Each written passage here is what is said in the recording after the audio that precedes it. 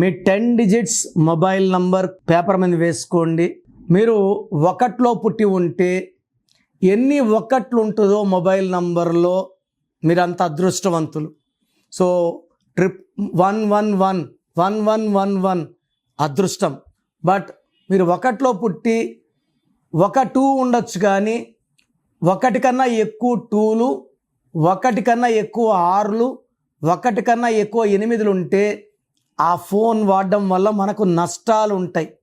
So మీ mobile number కరెక్ట్గా ఉందా లేదా తెలుసుకోవడానికి ఐఎమ్ ఛార్జింగ్ 1000 రూపీస్ ఫీజ్.